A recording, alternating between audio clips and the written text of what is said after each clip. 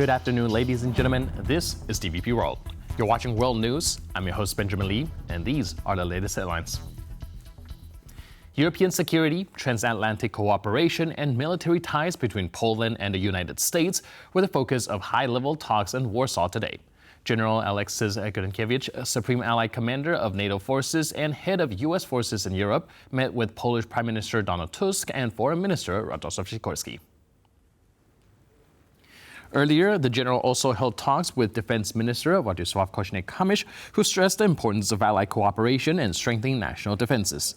The visit follows recent remarks from General Grynkewich warning that the U.S. and European Union may have just 18 months to prepare for a possible global conflict involving China and Russia.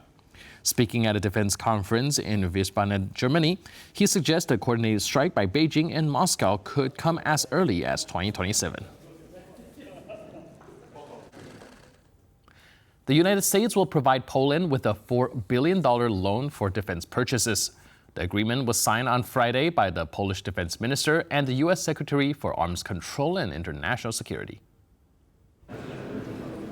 The loan is part of the U.S. Foreign Military Financing Program.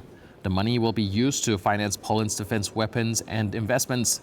During a press briefing following the signing of the agreement, Polish Defense Minister Radosław said the funds will also help to modernize Poland's armed forces. Under last year's $2 billion loan guarantee, Poland purchased Patriot air defense systems, HIMARS long-range artillery, Abrams tanks, and F-35 fighter jets. The U.S. Department of State issued a statement today saying, quote, "This substantial support reflects Poland's serious commitment to its own defense and to sharing the burden of NATO's collective security. Poland remains one of America's strongest and most dependable allies in Europe." The Polish parliament has approved a motion to detain and forcibly bring former Justice Minister Zbigniew Ziobro before a parliamentary inquiry into the use of Pegasus spyware. Ziobro has failed to attend 8 scheduled hearings. On Friday, 241 lawmakers voted in favor of the motion, with 197 against and none abstaining. The move comes after Ziobro reportedly refused to appear before the special committee investigating the use of Pegasus surveillance software under the previous Law and Justice government. The committee accuses him of deliberately obstructing the investigation, but Ziobro claims that the committee is illegal, pointing to a ruling by the disputed Constitutional Tribunal, which declared the foundation of the committee unconstitutional.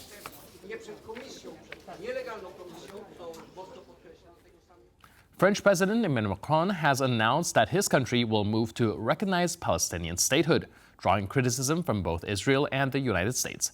Our correspondent Alexus has been tracking diplomatic reactions to the announcement and joining us now from Brussels.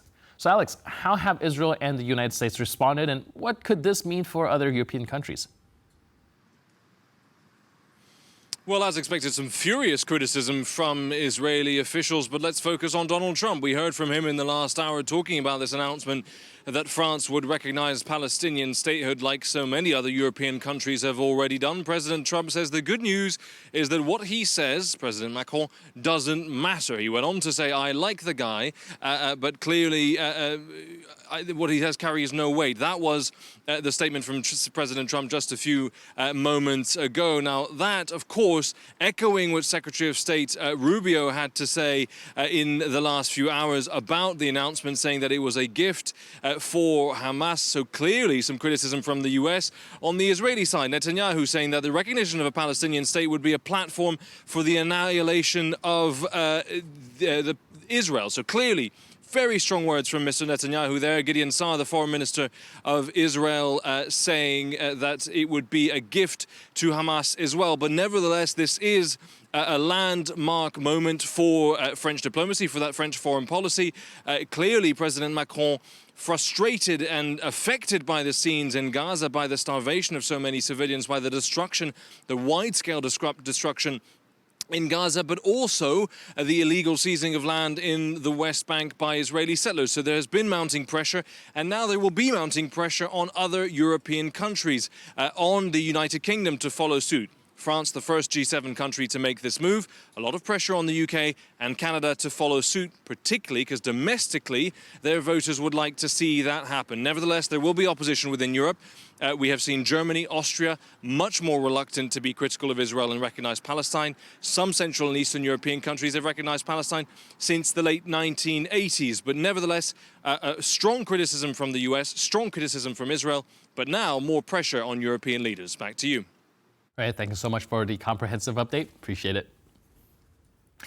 Russia launched another attack on Ukraine on Friday, targeting the city of Kharkiv. At least one person was killed and 12 others injured, including a child. The strike hit around 11:40 a.m. local time in the city's industrial district. A medical facility and a house were heavily damaged. 4 people were hospitalized, according to the regional governor. This marks the second consecutive day Russia has struck Kharkiv. A separate attack on Thursday left more than 40 people injured. In recent months, Moscow has intensified strikes on Ukraine's second largest city, which lies just 20 kilometers from the Russian border.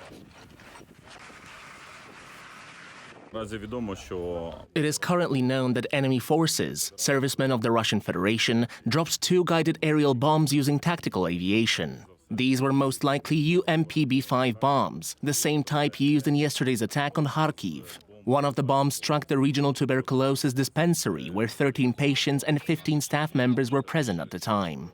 The number of casualties is known but still being updated. The State Emergency Service is working at the site of the rubble.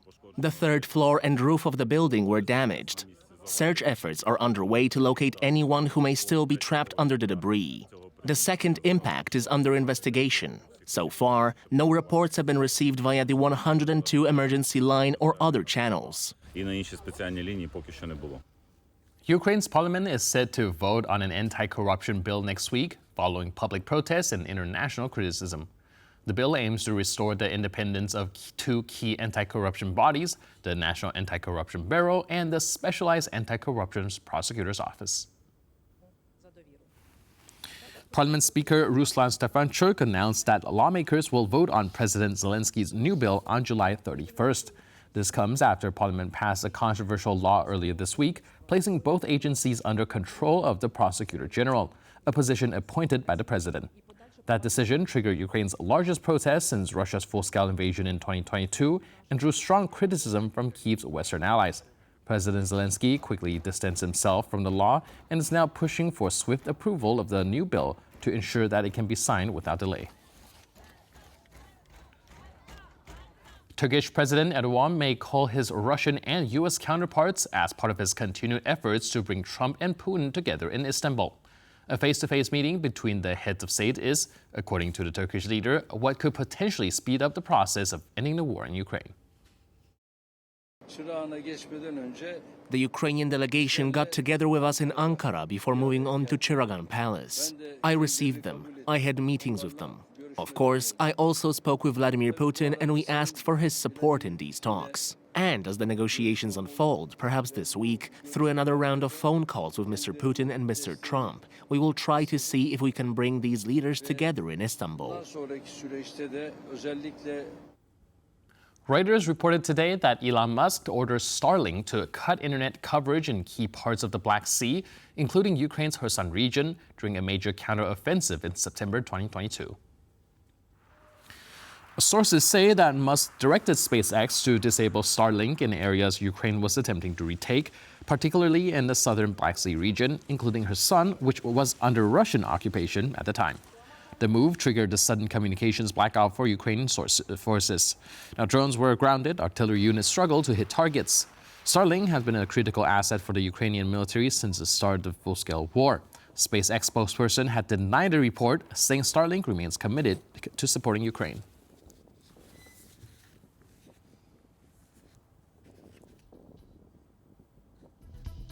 And with that, we conclude this edition of World News. Bottom Line with Marie Cato coming up next. Stay tuned to TVP World.